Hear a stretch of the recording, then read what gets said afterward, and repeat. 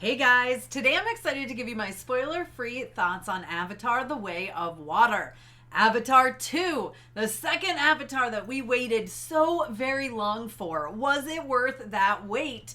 Well, I think it's worth it, but that is a very, very loaded question with a very long and drawn out answer. So short story is yes, worth it. Now, of course, this movie is absolutely visually stunning. I mean, what do you expect? It's gorgeous. It is so pretty to look at. Highly recommend checking it out in IMAX and 3D, Dolby sound. I mean, you need the whole shebang. If you're going to do something like this, do it right. See it in theaters, biggest screen possible. 3D experience was incredible. It looks beautiful.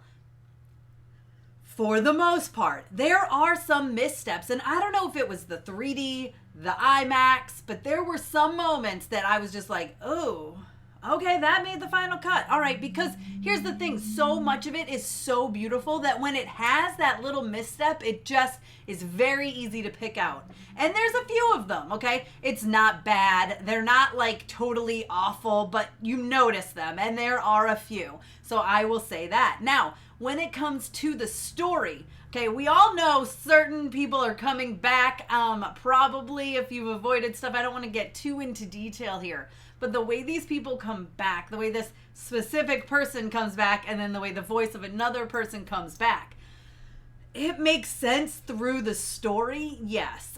Feels like a cheap shot for the big bad that comes back, so to speak. Feels like, oh really, this is what they're gonna do? Okay, whatever. They get it over with early on. You're like, all right, here we go. It works with the story, but it does kind of feel like, okay, that was such a great villain and such a great bad guy that this is our way of bringing him back. Works out in the end, I think. I think it made sense for the story. I think it was important. I think it was the right move.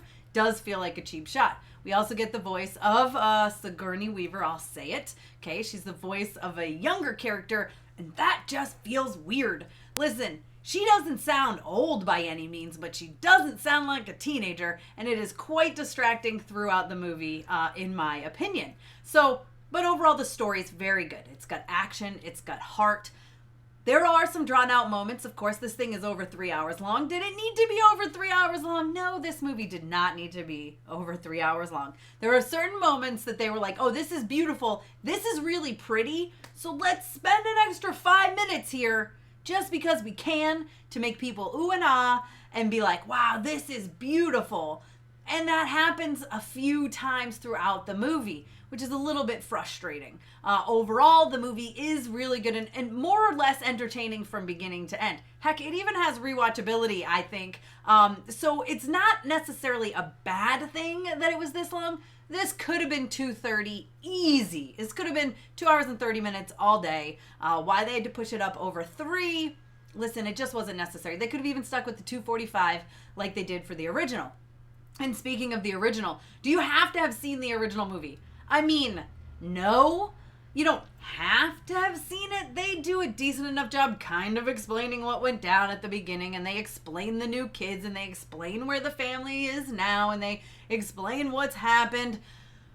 But I highly recommend seeing it. I mean, this thing's going to mean a heck of a lot more to you having seen that first one. If you haven't seen it, you have plenty of time. Watch it now. I mean, I definitely recommend rewatching it even if it's been a while, because it had been a long time for me. I hadn't seen it in years and years, and I rewatched it the weekend before seeing this film, and I'm really glad that I did, because it did kind of put me back in that mindset and back in that world. Now, speaking of being in that world, like I said, when you put on those 3D glasses and you step into Pandora, you step into Pandora. I mean, I don't know if all of you have been to Walt Disney World and to Animal Kingdom and to Pandora there, but man, this felt like the ride, the flight of passage. It felt like you're on Pandora for a hot second, right? You're in it. You're there. Now, I will say for the 3D, again, it's beautiful. It's completely immersive. You feel like you're there and you feel like you're in it.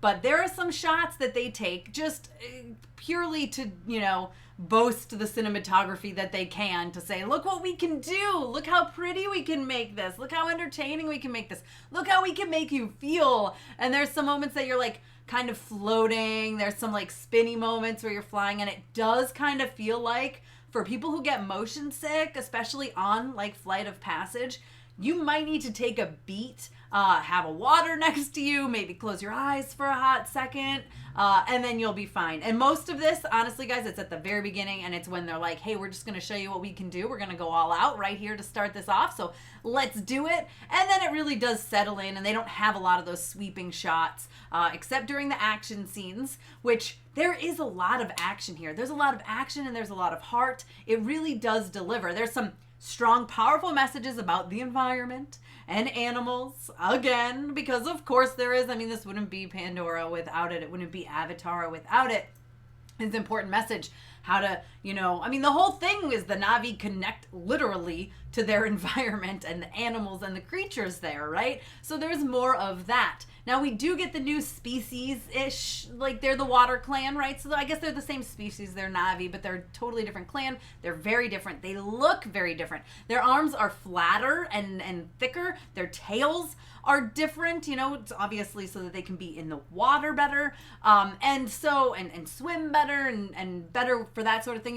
Listen, species adapt.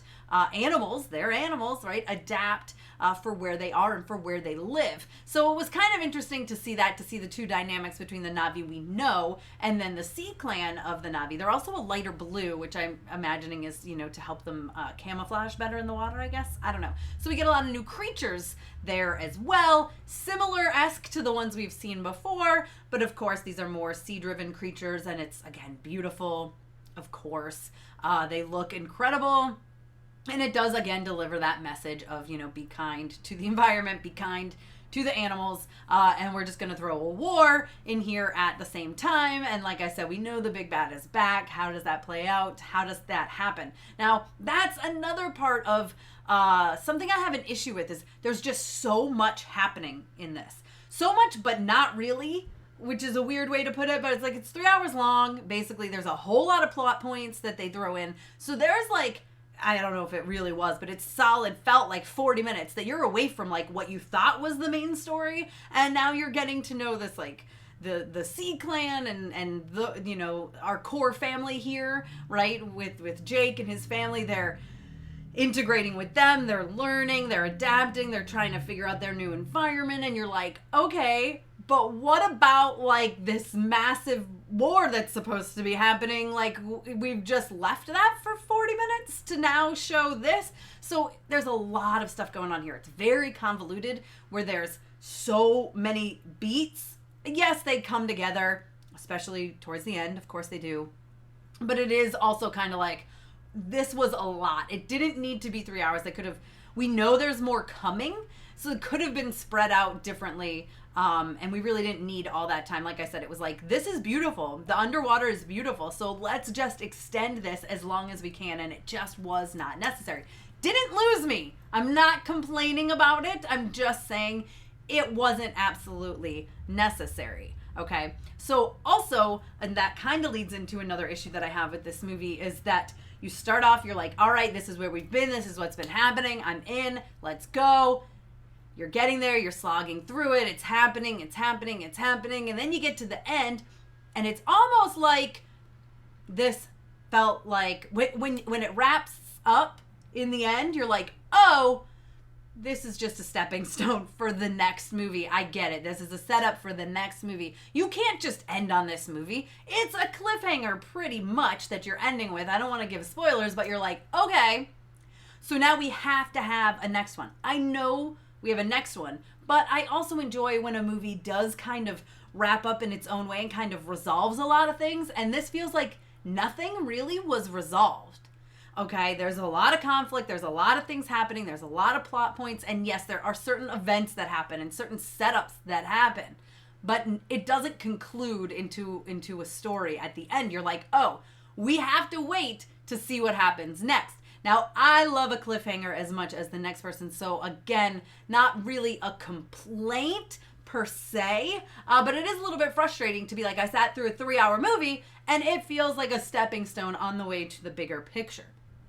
A lot of Avatar, The Way of Water is about, like I said, the environment and animals, but it's also about family. There's a real family story here at the core of it, which, as someone who has a family that I absolutely adore, you guys know I have two amazing girls, there is a lot that really hit me here, right? I got it. Like, Zoe Saldana's character is a mother now, and boy, is she a fierce mother, and I loved it. I thought she was amazing in this. She's always badass in movies like this, and that is just, this is no different. And I love the family message at the core of this as well. So you've got some great messages about the environment and about animals and about family, and you also get some action, you get a lot of heart, and you get a beautiful scenery to look at while this whole thing is going on. Okay, like I said, there are some issues with this, but it's nothing that absolutely ruins this movie by any means. And I am definitely intrigued and interested and excited to see where things go from here. Coming into this movie, I wouldn't say I was excited for it. I felt like it had been far too long, and the first movie's good. Does it really hold up to be as spectacular as I thought it was? I didn't think so when I rewatched it. Yeah, it's good. I enjoy it, but it's not like groundbreaking anymore. This is really, really good. Does it have that same groundbreaking feel? I'm not sure. It's probably going to take a second, maybe even a third watch to fully decide and figure that out. Again, my biggest issue is I feel like this is a stepping stone for what is coming next.